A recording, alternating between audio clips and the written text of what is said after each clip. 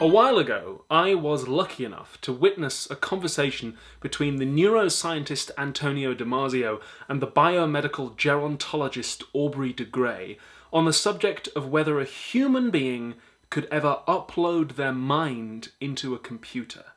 Aubrey was of the opinion that someday, yes we could, and Antonio was a little bit more sceptical.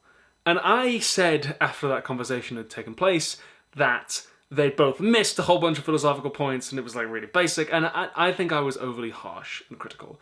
So by way of an apology to you, Antonio and Aubrey, I would like today to throw my modest hat in the ring and weigh in with my opinion on the question, could you ever upload your mind into a computer? Part 1. One thing that Aubrey brought up in that fruitful conversation was that our understanding of the brain is getting better and better. He even mentioned a cool invention called neural dust. Neural dust is an idea already in the prototype stage where we build loads and loads of tiny sensors which can transmit data wirelessly. The prototype sensors are currently about 3mm long, and in time they may get even tinier. The idea is that once we can make them small enough, we can inject thousands of them into somebody's brain and they can tell us all kinds of cool things about what the brain is doing. We know that the brain is made up of billions of cells called neurons that can send and receive chemical and electrical impulses, and Aubrey imagined a scenario in which we inject a brain with neural dust and each sensor sends a message to a computer on the outside every time a neuron next to it fires. With loads and loads of transmitters doing that, we could build up an incredibly accurate map of what's going on inside somebody's brain. So far so good, but here's where things, for me anyway, start to get slightly fuzzier. Aubrey seemed to be of the opinion that we could then take that map of the brain and do something with it, play it, run it, execute it, write an algorithm to govern it, and that, whatever it was, would be a mind inside a computer.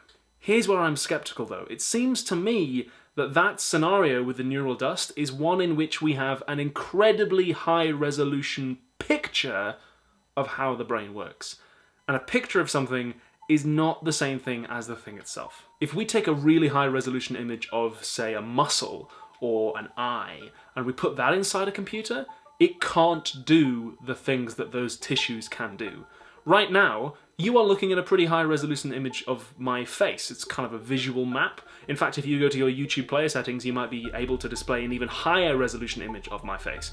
Not that I would recommend it. Viewing my face is best done after about 3 pints, if you absolutely have to do it. Point is though, the image of my face is not the same thing as my face. I think that Aubrey was already conceiving of minds as like software run on hardware before even going down the neural dust route. So if we accept that analogy, then of course it sounds appealing and natural to put a mind inside a computer because they're kind of basically already the same thing, right? But are brains and minds like computers and software? Part 2. Computers. Obviously the answer to this question depends on how we look at it, because anything is like anything if you just look hard enough.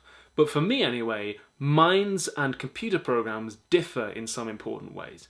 Now fair warning, here we are getting into computer science, which is not my area of expertise, so if I make a mistake, please do bring me up on it.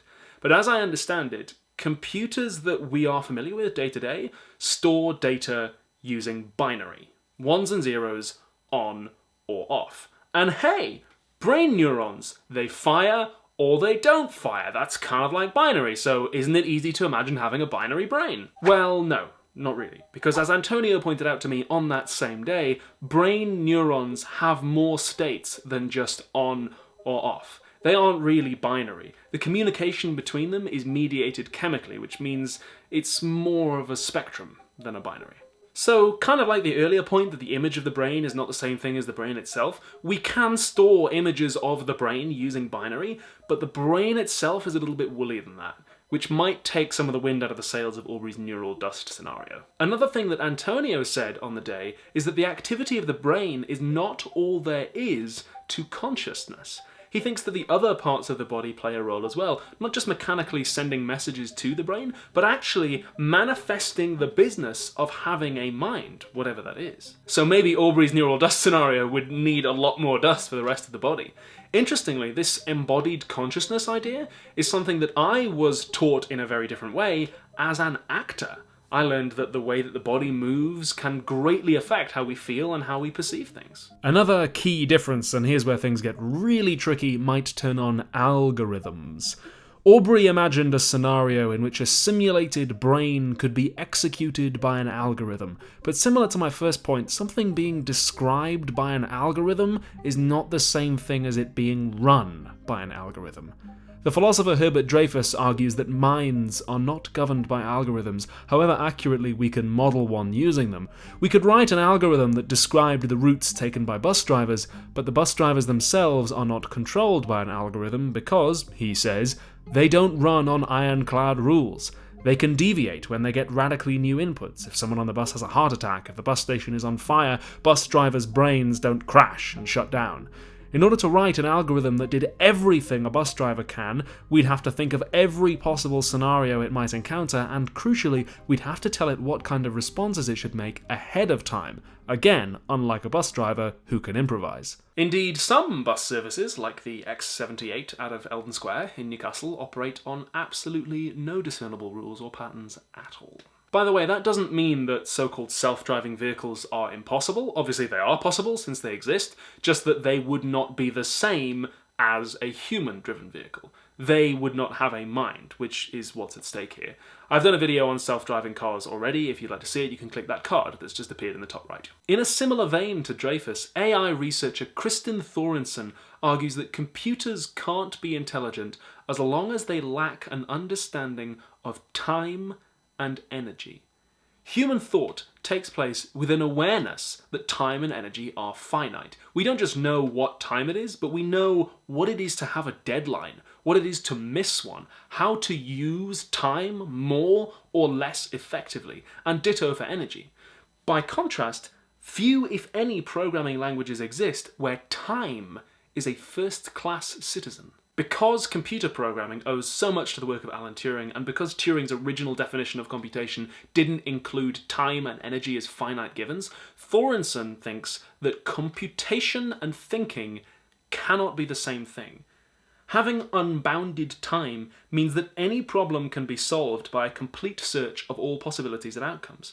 But if this is the case, intelligence is essentially not needed. Disregarding time renders intelligence essentially irrelevant. There's a parallel here to what writer Evgeny Morozov says about computers and memory. Morozov writes that computers can't actually remember anything. They can only record. And as an example, I'll tell you about my earliest memory. I am 2 years old.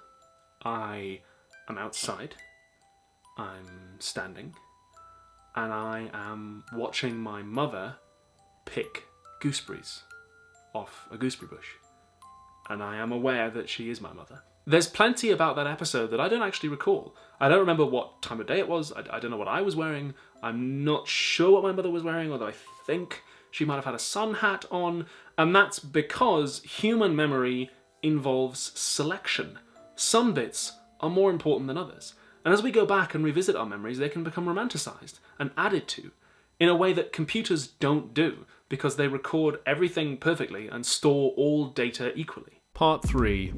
On the other hand, although I side with Antonio in being skeptical of ever uploading a mind into a computer, there are some things that Aubrey could come back at us with.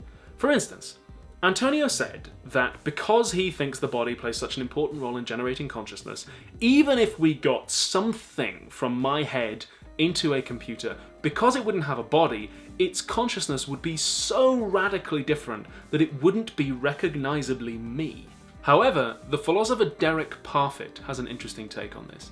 He says that when it comes to minds being the same over time, the issue isn't whether I remain identical through every transition, but whether I survive.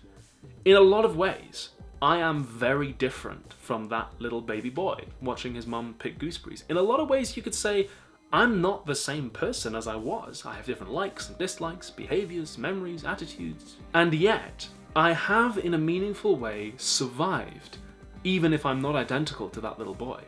Maybe uploading my mind into a computer would change me so much that I wouldn't be recognisably the same person anymore. I am now neither the woman who is known as the Major, nor am I the program called the Puppet Master. But again, maybe some part of me would survive. And since Aubrey's work is all about extending people's lifespan, maybe there's something there he could hold on to. The philosopher Margaret Bowden argues that even though machine consciousness might be totally different from our own, that doesn't mean that we should, or even that we would, treat it hugely differently.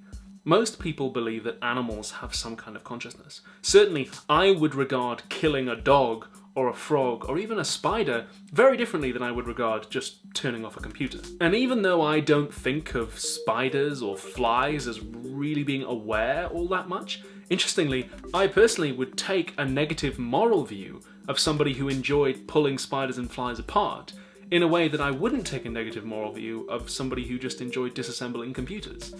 Bowden asks, is it really so hard to believe that someday we might treat machines as if they have some kind of morally relevant consciousness, even if they don't? Bowden isn't the only one to suppose this. In their book, The Man Who Lied to His Laptop, communications professor Clifford Nass and design expert Karina Yen argue, based on studies that they've done, that a lot of people already treat computers as if they were in some way alive. They say that if you ask people to use some software on a computer and then answer a questionnaire about what they thought of it, they will rate it as performing better if you ask them the questionnaire on the same computer, versus if you give them an identical software experience, ask them identical questions, but make them do the questionnaire on a separate computer. They say that on some level, we have an impulse to be polite to the computer that we just used, and not offend it to its face. So even if machines never would have minds like ours, is it really that unreasonable to suppose that someday they might become moral patients, like spiders and flies, beings who aren't moral agents like people, but who are nevertheless worthy of moral consideration? And even if they don't, even if no computer is ever more aware than rocks and stones, alchemists used to try to turn lead into gold, and they failed, but they learned a lot about chemistry. A Chinese man called Wang Hongcheng once scammed a whole bunch of people into believing that he could turn water into fuel, and as a result the Chinese government decided to invest more in science education. Failure can sometimes be very instructive. So maybe trying and failing to put our minds inside computers might tell us an enormous amount about machines and about ourselves. And where does the newborn go from here? The net is vast and infinite.